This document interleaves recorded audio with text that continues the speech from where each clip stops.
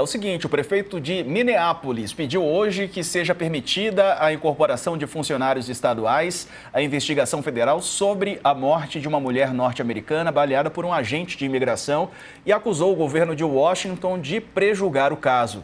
As autoridades do estado de Minnesota reclamaram que o governo federal excluiu os funcionários da investigação sobre a morte a tiros de Renee Nicole Good na quarta-feira.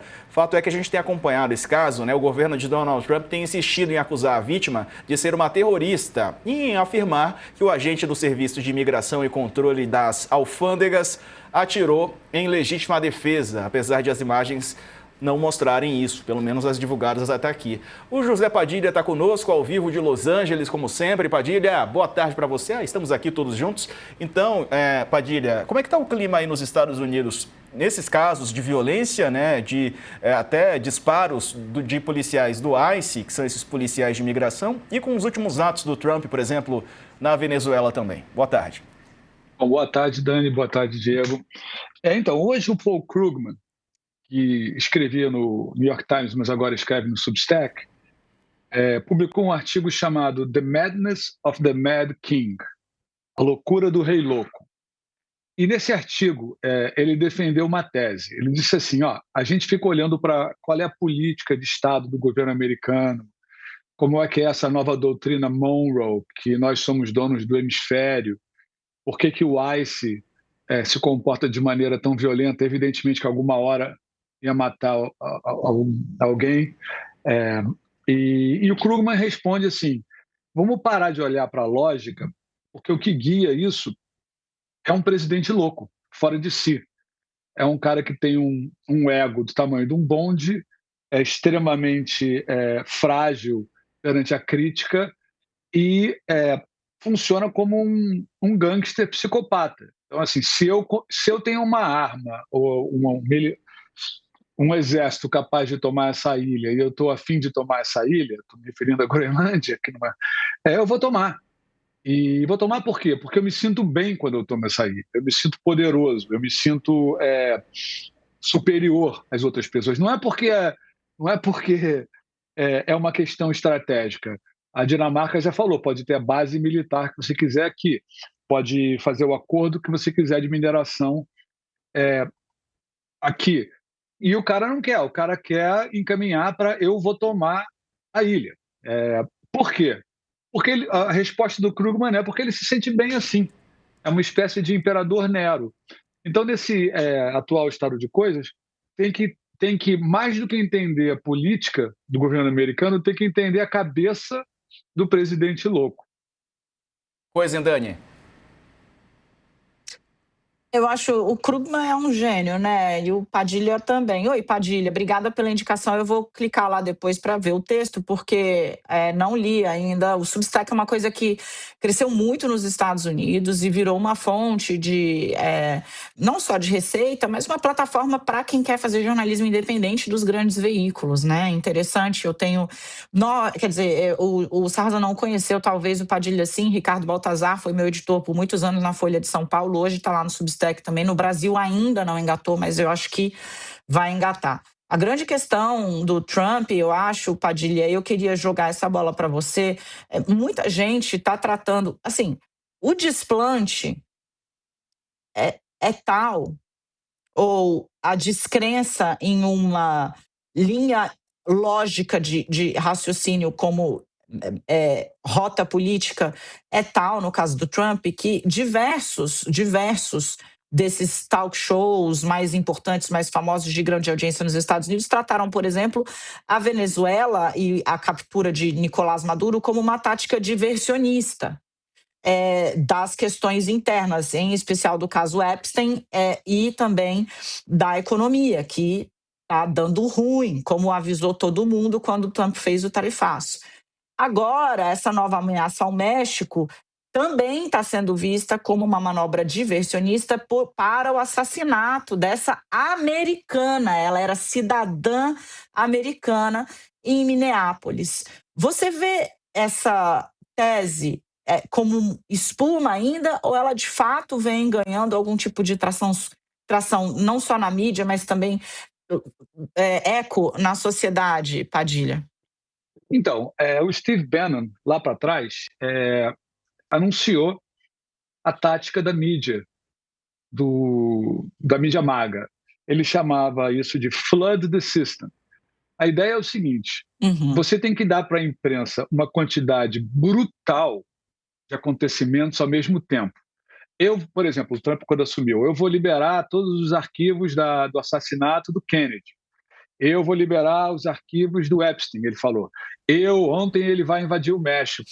Anteontem ele vai... Ou seja, é uma profusão gigantesca de notícias que atrapalha radicalmente a imprensa daqui. Os caras não sabem exatamente qual é o que falar, né? E essa tática, infelizmente, funciona, sobretudo porque a mídia social vai se agarrando na última notícia que apareceu no celular.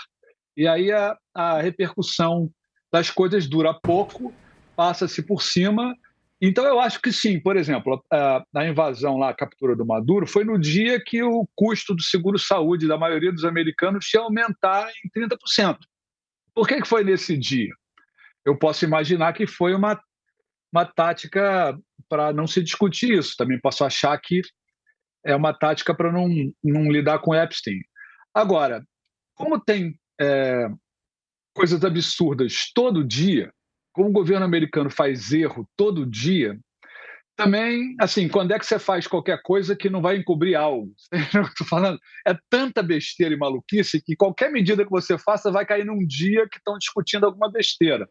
É difícil saber, mas eu acho que o flood the zone é a tática operante aqui do governo americano. Vamos dar para a imprensa uma tonelada de coisas que ela não vai conseguir digerir tudo ao mesmo tempo. A imprensa estava chegando, né? Estava ganhando corpo aquela história do Epstein, né? E logo depois começou a aparecer essa questão com a Venezuela e tudo mais. Dani, você quer falar, né?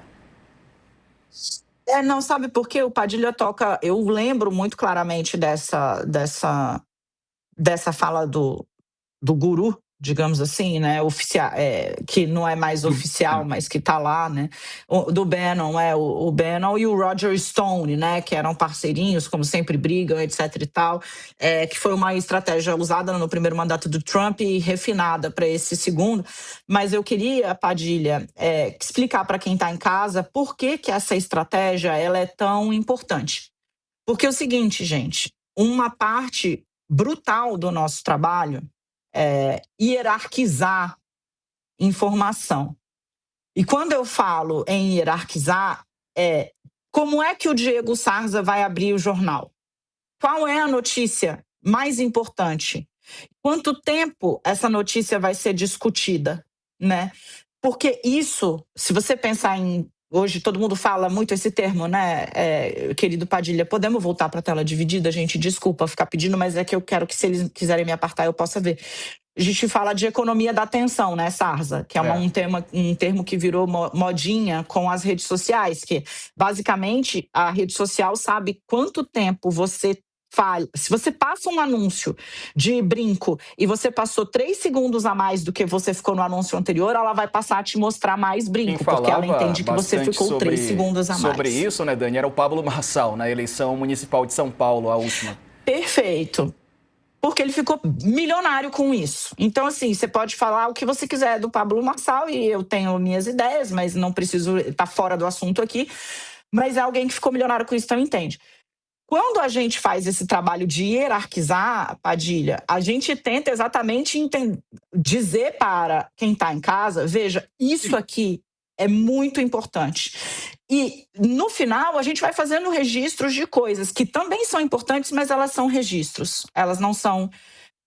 não preciso do Padilha aqui, do puta diretor, desculpa, falei o palavrão mesmo, porque ele merece, um cara que conhece a sociedade brasileira, a sociedade americana, para comentar bobagem. Então a gente traz ele para falar do presidente dos Estados Unidos, é disso que se trata, curadoria. E quando você usa essa tese da inundação, inundar a imprensa com 1000 coisas bizarras, você, dá a possibilidade de quem está na rede social, e eles foram os pais dessa coisa, tanto que o Trump criou a dele mesmo, a própria, porque aí é ele quem define como o algoritmo se comporta, que, por exemplo, o influencer que é a fã do Padilha, escolha aquele tema no qual o Padilha melhor se amolda para explorar. E o influencer que detesta o Padilha também vai poder escolher o tema ao qual o Padilha vai ter maior dificuldade de responder ou se amoldar para explorar. E daí você fica debatendo sobre o nada. É impressionante. As pessoas veem. É muito claro isso aqui, é meio maluco. Como a política está sendo moldada pela lógica dos algoritmos, a humanidade, de certa forma, porque eles aprenderam muito bem como trabalhar. Então, na verdade, aí você fica olhando aquilo ali e você fala, gente, do que essas pessoas estão falando? Porque, na verdade, entre os nossos temas do que a gente poderia chamar de ordem do dia, né? Bom, seu serviço de saúde vai ficar 30% mais caro. Você quer saber disso? Ou do Trump ameaçando entrar por terra no México? Uma ameaça que ele já fez outras vezes e que não cumpriu. Não sei, no fim das contas vão estar falando sobre o seu plano de saúde, não será sobre o seu plano de saúde 30% mais caro, infelizmente. Para os influencers aí, o influencer que odeia o Padilha e o que gosta do Padilha, eu não vou ficar sabendo nada que eles escrevem porque eu não tenho rede social, só para eles saberem disso. Se tiver fake. Por quê, né? Por quê? Porque ele pode. Nós podemos, sabe? Infelizmente não. Nós não podemos. Quem pode, eu não tenho rede social por causa disso. Daqui a pouco eu começo a receber um monte de mensagem e tal, eu prefiro ir lá e ver o que eu quero. Maravilhoso. Padilha, é só uma brincadeira que eu estava fazendo. Obrigado, meu amigo. Estávamos com saudades aqui. Um abraço para você. Bom fim de semana. Vice-versa. Valeu, abração. Bom fim de semana para vocês. Ô, Padilha, peraí. Vamos fazer aquela figa aqui agora. É verdade, com o Wagner. Né? Tá chegando, né? Não, Wagner, sério, hein? Wagner tem... O Wagner e o Kleber. Porque o filme também é genial. Vamos! Agente secreto. Não é só o Wagner, não. Dani, beijo pra você. Estamos juntos na torcida. Valeu. Tchau, tchau. Valeu.